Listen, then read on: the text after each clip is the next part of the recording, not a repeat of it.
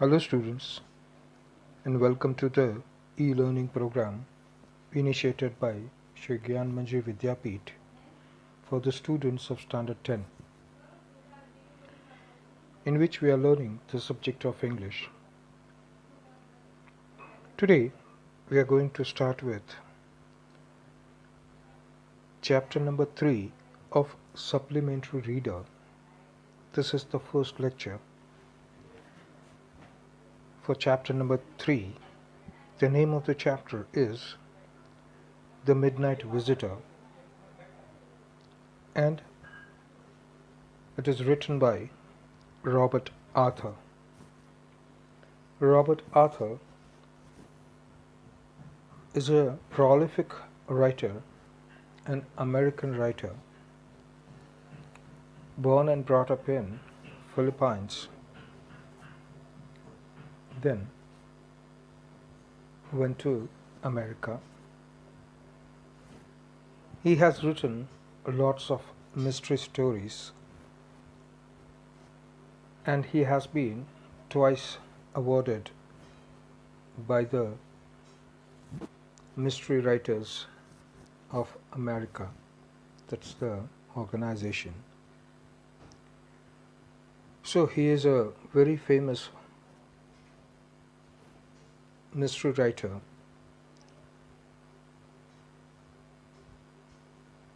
This particular story is part of a collection of short mystery stories.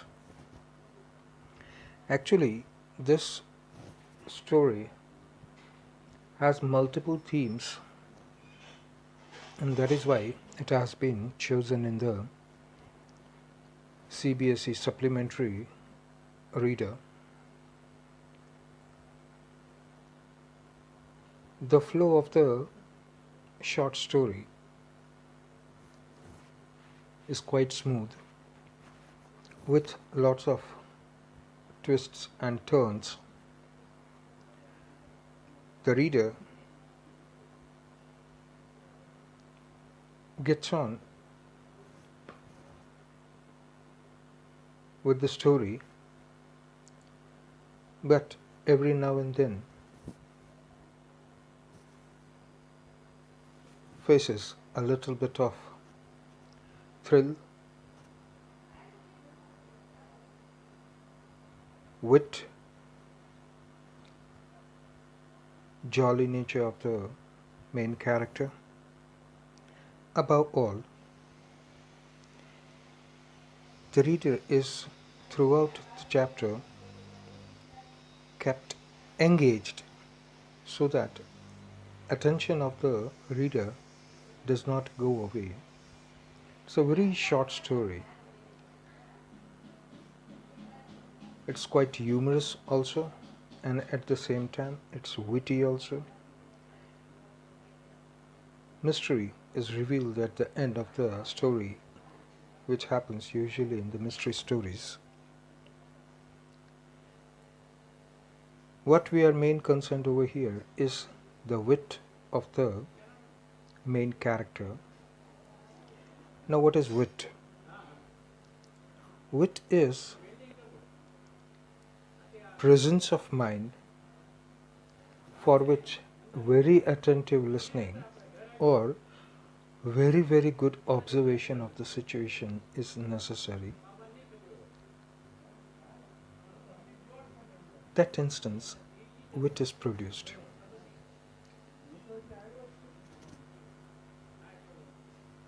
When wit is produced,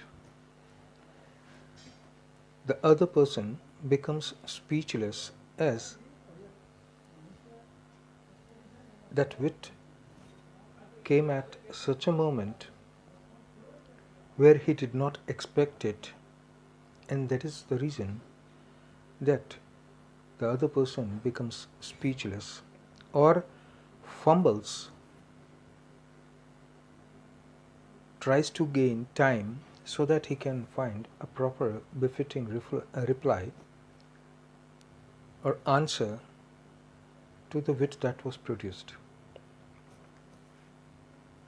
The person who produces wit is called a witty person, So our main focus on this in this chapter will be wit. We'll see lots of twists and turns in this very small chapter that we should be aware of. So now let us start with the chapter. Chapter number 3, The Midnight Visitor. Author is Robert Arthur. Let us see a small summary that is given to us. Fowler is surprised to see a secret agent, Ausable, who is too fat to be a secret agent. Ausable tells him that he was going to get an important paper for which men have risked their lives. When both of them reach Ausable's room, Fowler is scared to see a man standing in the room.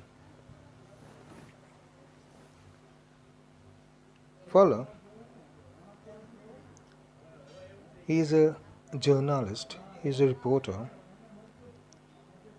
and with lots of difficulty, he has been able to get an interview of Ausable, who works as a secret agent. Secret agents in any country, they work for the government. They are called a secret agent because they work secretly. They do not reveal their identity like police inspectors or army officials. They remain in the background and silently work for the country. Sometimes they even go out of the country. Basically, they work for the defense of their country, for the protection of the country, and see that no harm comes upon their country. So Ausable is a secret agent. So Fowler has managed to get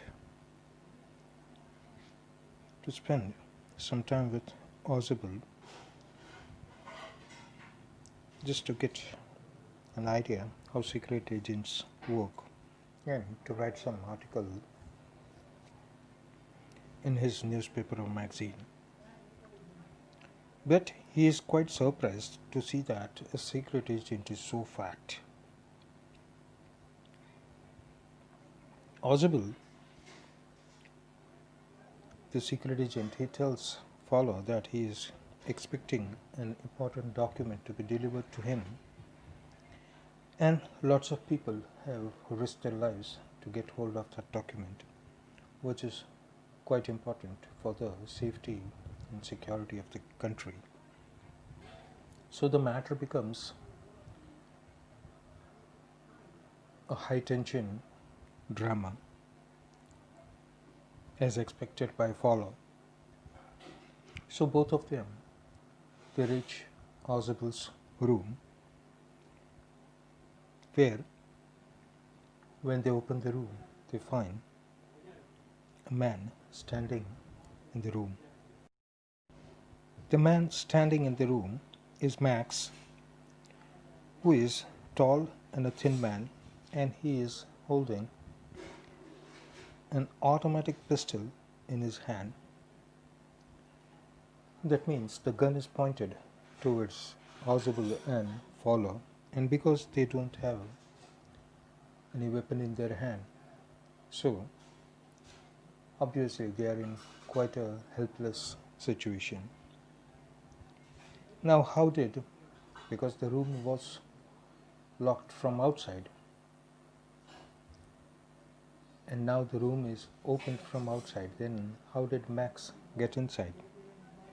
So Max had entered his room by using a key to take a report concerning new missile. So what was Max doing in the room of Ausable? And how did he enter the room, and what was he looking for? So we get the answers to all the three questions in this sentence. That he entered Ausable's room with a duplicate key, and he was in that room because he wanted that report which concerned some new missile. Ausable, he sensed the danger. So sensing the danger, Ausable quickly fabricated a story. Fabricated means made up a story about a non-existent balcony which Max believed to be true. Because Ausable does not have any weapon in his hand right now and he is quite helpless, but nevertheless he doesn't get afraid of the situation and tries to turn the situation in his favor. That is the cleverness, if you want to say, cunningness, if you want to say, whichever way you want. But is Ausable able to protect himself from the gun pointed towards him? Is he able to fool Max? Because along with Ausable is an innocent person who has nothing to do with the secret services. He is just a reporter, a journalist, a writer. And the gun is, of course, not pointed at one person. It is meant for both. So, along with Ausable himself, he has to think about Fowler also, who is present in that room.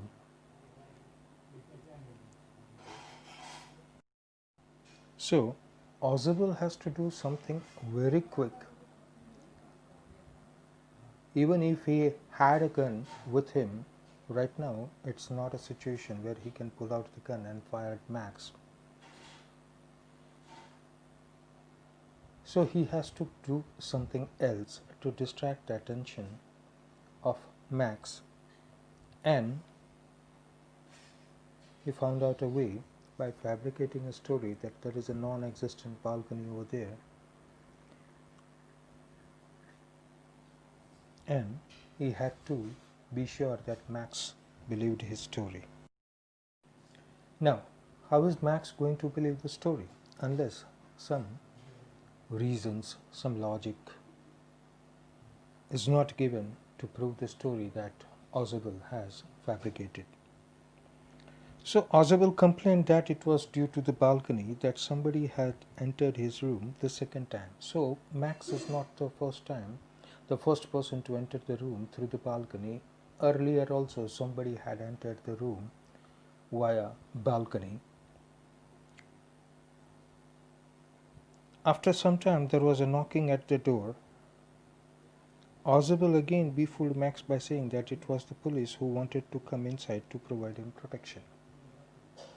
So, as the conversation was going on, there was knocking on the door, and this opportunity is also well used by Ausable. He says it is the police who has been called over here for his protection. So Max, even though holding a gun in his hand and threatening the lives of Ausable and Fowler, yet he is in a very weak situation where if he does anything, he'll be caught by the police, and so he has no other option but to jump out of the balcony.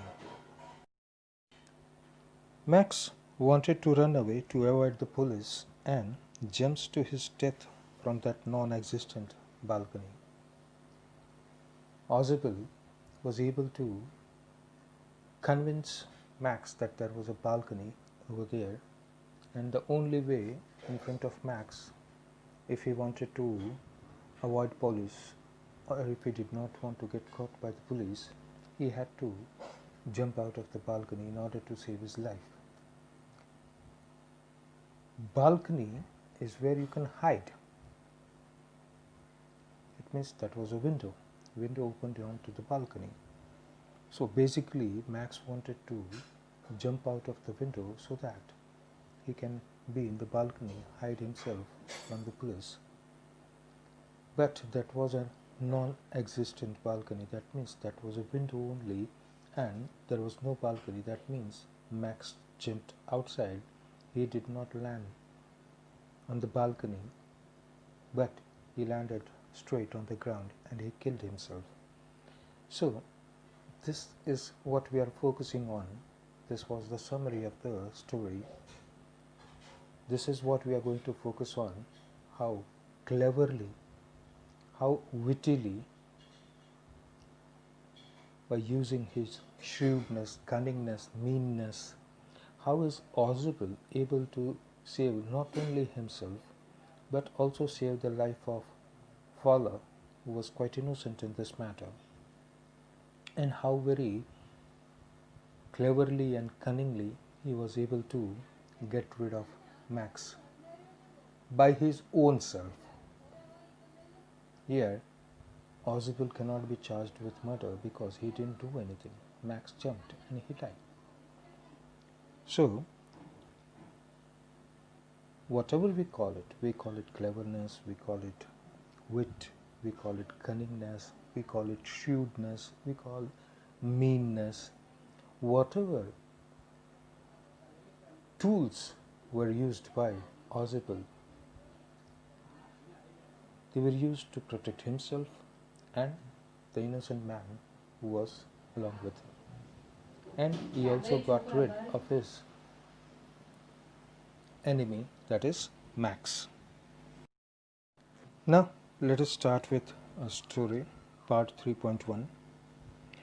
Ausable did not fit any description of a secret agent Fowler had ever read. Following him down the musty corridor of the gloomy French hotel where Ausable had a room. So the story starts with Ausable in tow with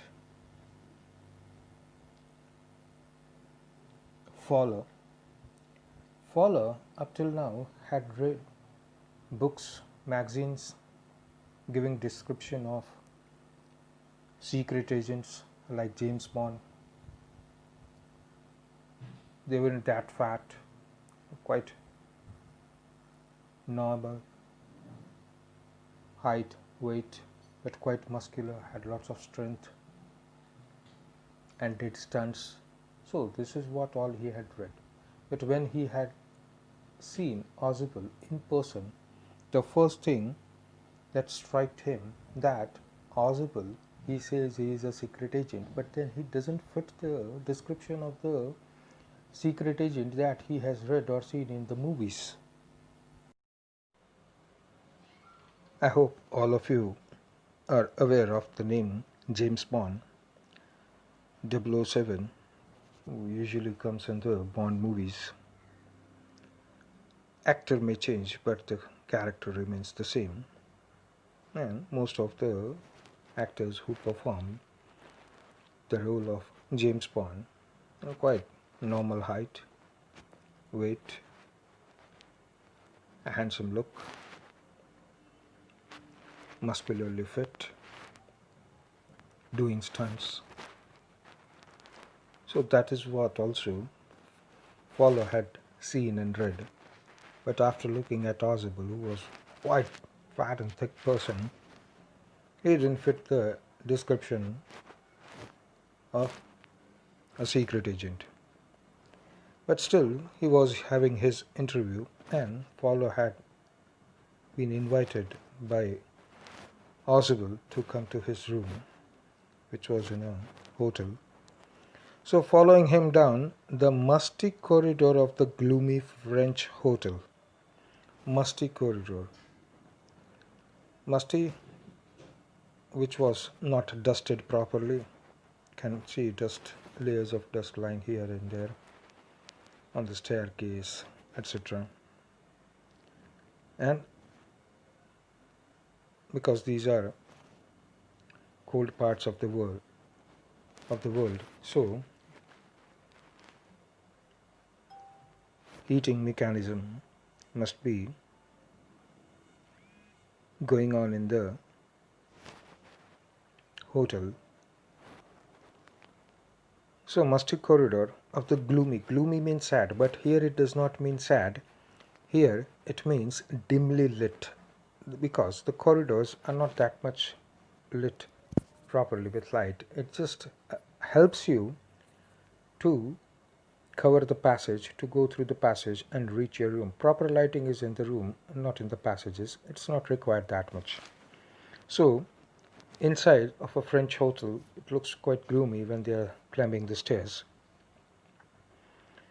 where Ausable had taken up a room on rent.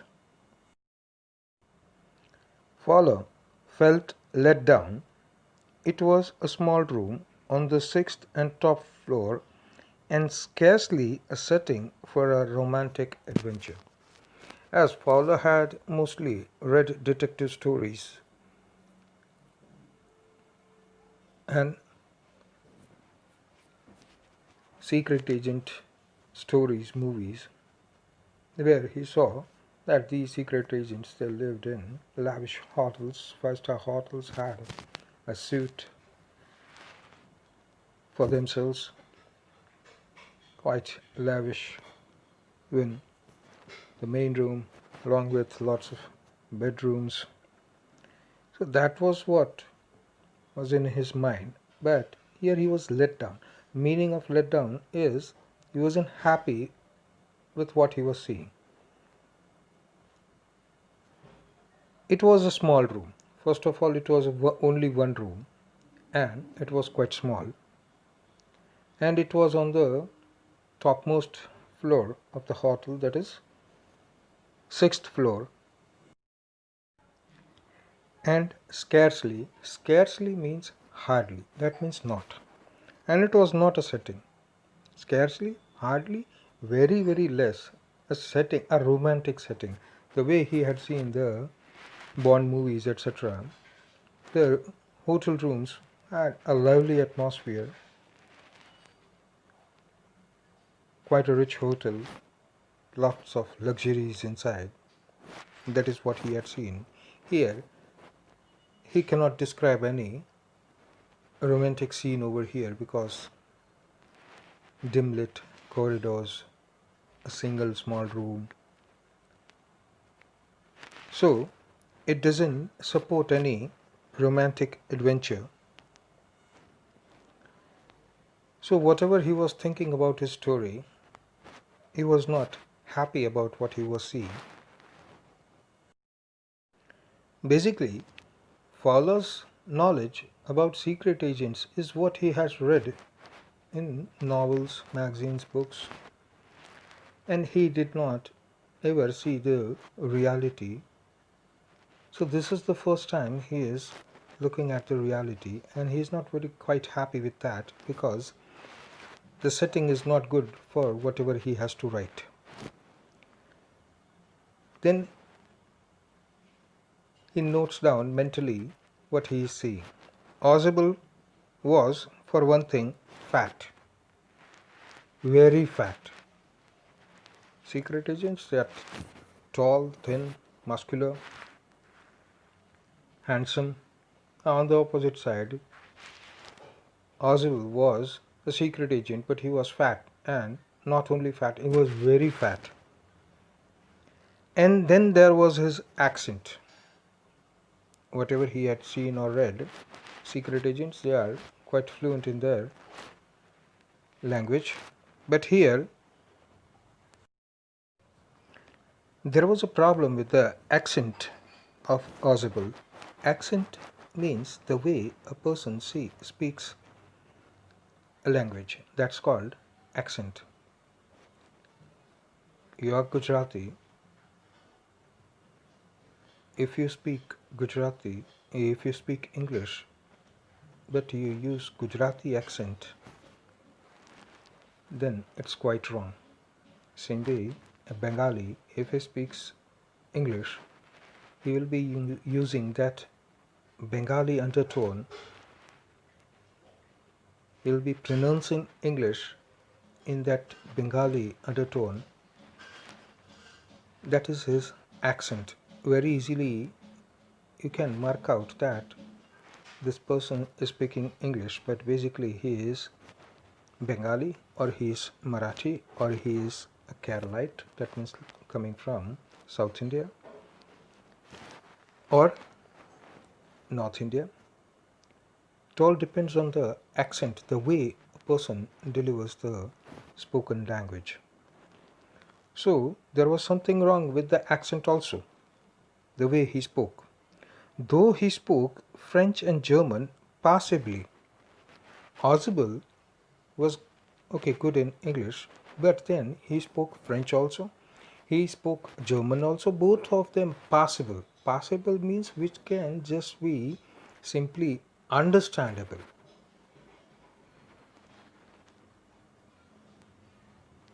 If you are living in Gujarat for 40 years in a particular place,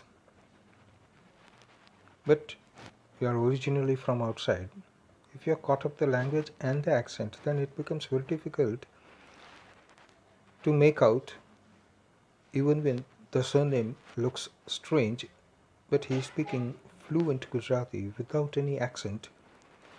It becomes very hard to trace that he comes from Kerala, but then he is speaking so smooth, fluent Gujarati.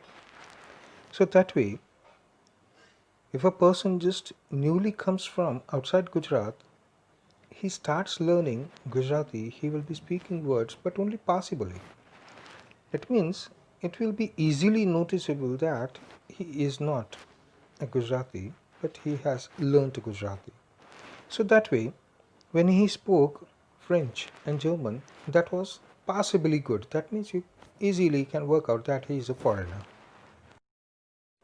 So any local will easily recognize that his French is not good. That means he is not a native of French, or French is not his mother tongue. Same way, he is not a German and his native is not Germany, and he is a foreigner.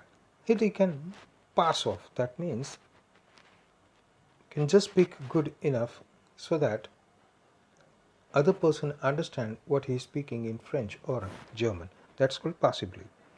He had never altogether lost the American accent he had brought to Paris from Boston 20 years ago.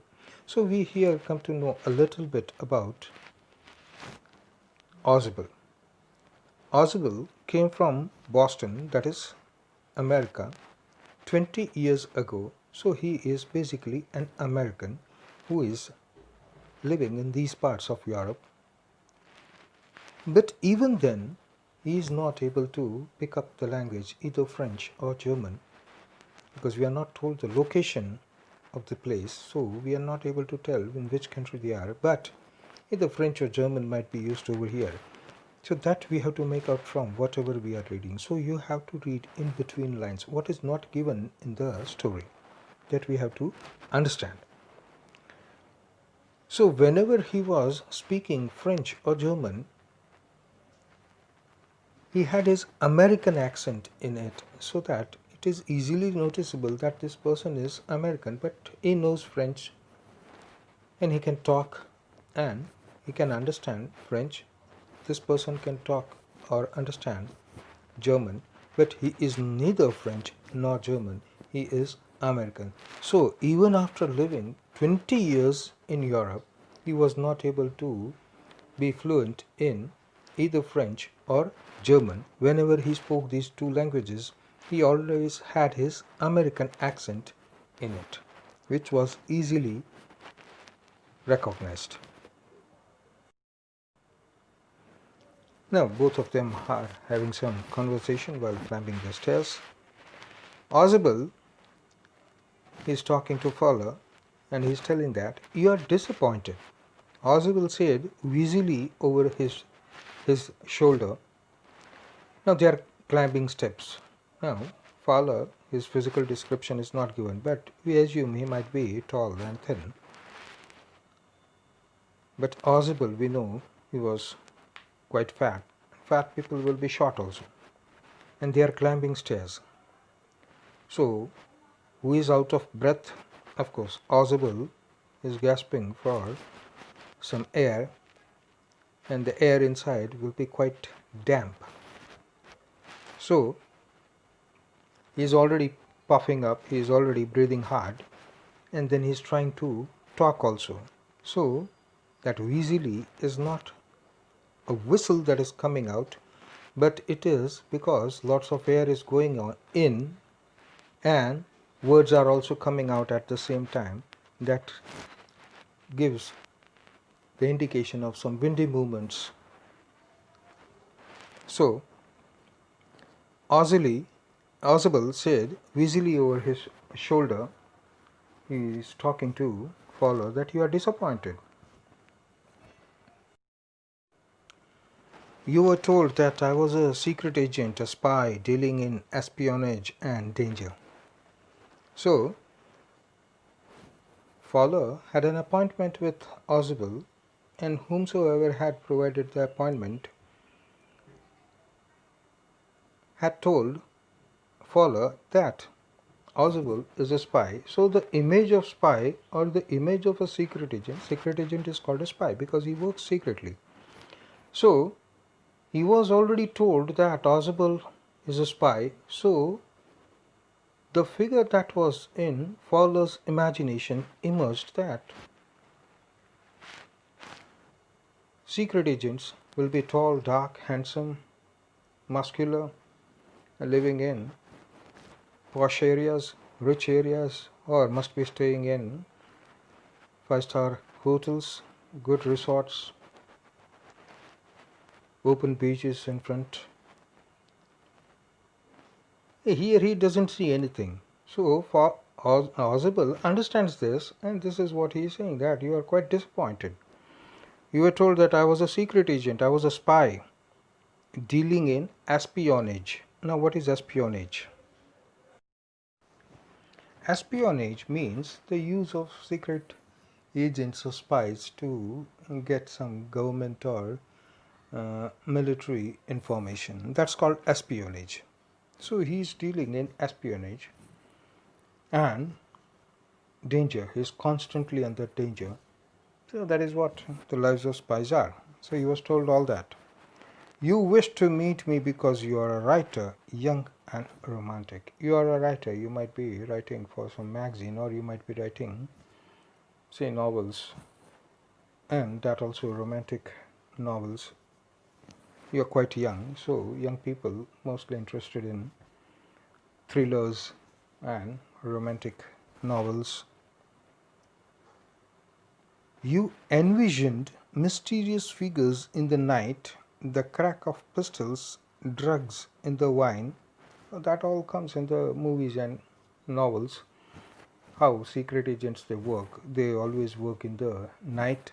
So mysterious figures we always see in the movies, that they cover themselves from top to bottom in a coat and have a big hat on top which covers whole of the face in shades in dark, and nobody recognizes them, what happens, what they do. So these are the movies and novels giving description of these spies. That is what he expected, that means Fowler expected. As we see in these spy movies, the action hero, that is, who is doing the work of the spy, he is always running about in the night and usually covered from top to bottom, and every now and then pistols cracking, that means firing upon the enemies, trying to save himself, protect himself, or to take somebody else's life. Like James Bond movies, they are also licensed to kill. So this way, and drugs in the wine, so that it can make unconscious someone, or he becomes unconscious, taken away by the enemies. So all this hustle bustle is there in the action movies, or these action stories, these novels. So that is what Fowler had expected, and here he sees completely opposite thing. Ausable, he is a spy, he is quite a fat person. He finds difficulty in climbing the stairs of the hotel. That also he has booked his room on the top floor, 6th floor. They have to climb the stairs to get there. On top of that, that's quite a small room that he has without much furniture, without much romantic atmosphere over there. And Fowler is not able to digest all that thing. And instead of whatever Fowler expected, you have spent a dull evening in a French music hall with a sloppy fat man who, instead of having messages slipped into his hand by dark-eyed beauties, gets only a prosaic telephone call making an appointment in his room. Fowler had imagined all those action-packed thrills, but instead, what had Fowler done? He had spent an evening with a secret agent who was very, very fat. Whole of the evening was quite dull. Atmosphere was dull, and the meeting was also dull, and the meeting place was a French music hall. That was also quite a dull place where not many people are around at that part of the day or night. And a sloppy fat man. What is sloppy? Sloppy means one who is lacking neatness. So what you find yourself in is you are spending a dull evening in a music hall, French music hall, with a person who is not that much neat.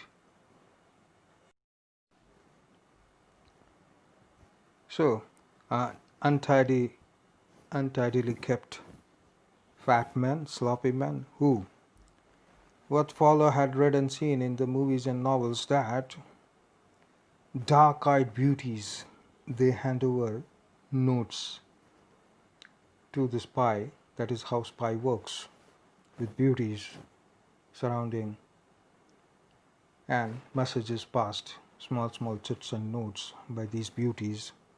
So instead of having messages slipped into his hand by dark-eyed beauties, what Ausable gets is just a simple prosaic telephone call, prosaic straight, not fanciful or imaginative, just a straight phone call. Sir आपके लिए phone आया, phone लो, बात करो, खत्म. Such a direct approach. The direct approaches are not done in spy movies or spy novels, or everything is done secretly, trying to create a mystery over there. Here, no mystery. A straight phone call came, very plain. Somebody's calling you, he goes to take the call for him, and an appointment is made in his room. Okay, I'll deliver whatever documents in your room. So a straightaway appointment is made, and the documents will be delivered over there in the room. So you have been bored. That is what Ausable says to Fowler. Yeah? What you expected, what you imagined, what you had seen, read, everything goes thin in the air, and you don't see any of that thing happening, and so for that reason you must be quite bored. The fat man chuckled to himself as he unlocked the door of his room and stood aside to let his frustrated guest enter. So they reached the 6th floor while talking, and the fat man chuckled, gave out a little smile with some sound to himself that this man who came to interview me or spend some time with me so that he can get some knowledge on spies, etc. He's completely unhappy with the situation he is in, so he's laughing to himself. He unlocked the door of the room, and then he opened the door, but then he stepped aside so that, okay, guests first. So Fowler enters the room first, and then Ausable enters the room. so that he can close the door. He has opened the door for the guest and then allows the guest to go inside, and then he steps inside the room and then he closes the door. So these are the etiquettes, manners. But then Ausable told him, "You are disillusioned." Illusioned means having something in imagination, having an illusion, image. You are disillusioned means your image is not clear or it is wrong. So you are disillusioned. Ausable told him, "But take cheer, some action is going to happen. Take cheer, that means be happy. My young friend, presently means now. Now you will see a paper, a quite important paper for which several men and women have risked their lives. So, whole of your evening has been dull, but then you will see a little bit action of how really things work in reality with spies. So you will see that a paper will be delivered to me which is having quite a lot of national importance, having quite a lot of safety and security importance for the country. So that will be delivered to me, and to get hold of that paper, lots of people, that means men and women, they have risked their lives to get that hold of that paper and to deliver it to me.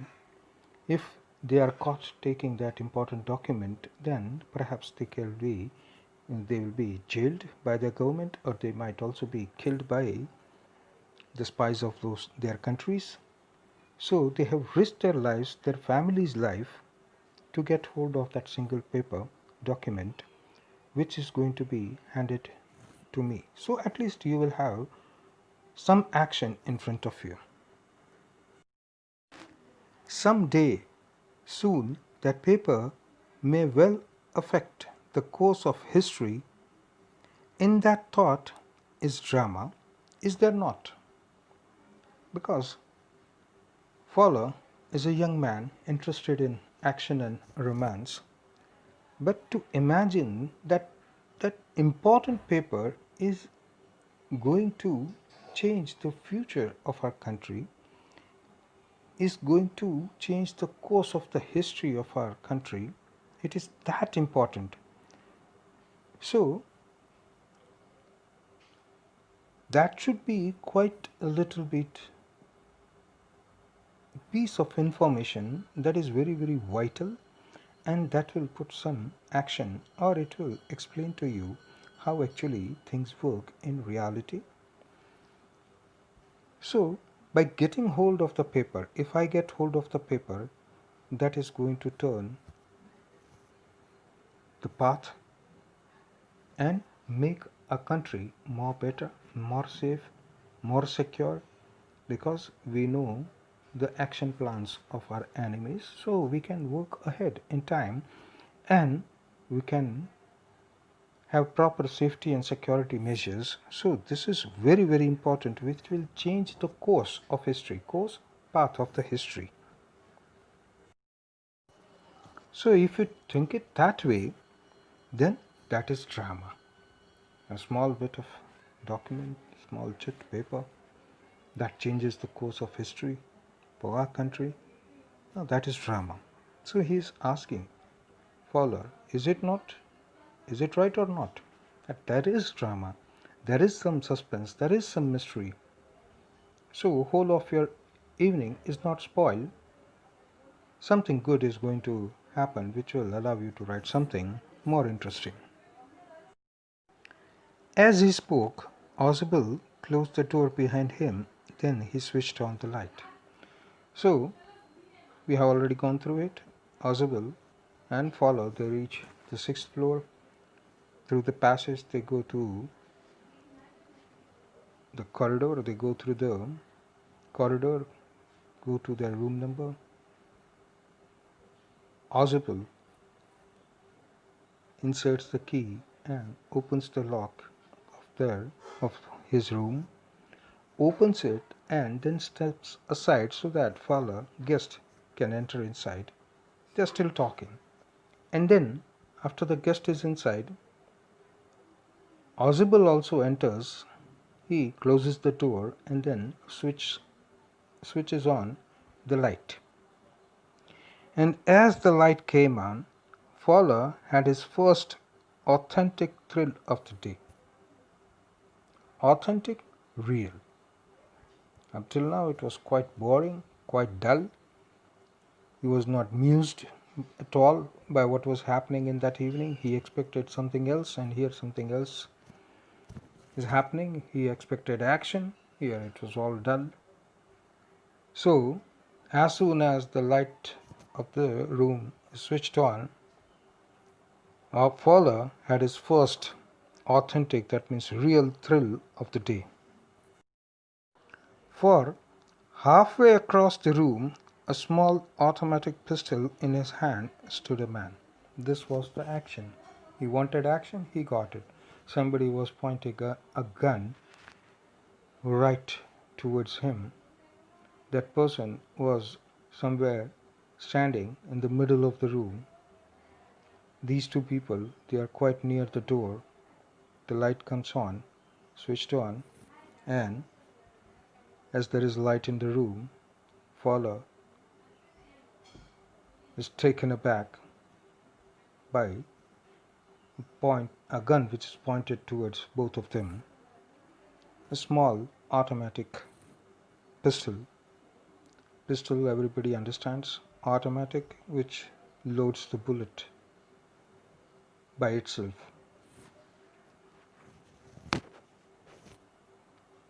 Stood a man. So students, we will stop over here for today. The mystery should remain intact. Fowler finds, up till now, he didn't find any action. All of a sudden, a mysterious man is standing right in the middle of the room, and the gun is pointed towards him because he is first. Ausable is still behind him. So basically the gun is pointed towards him, and it's quite a mystery. The door was locked from outside, and there is a man standing inside the room already with the gun pointing towards them. So this is quite an action, plus it is quite mysterious also.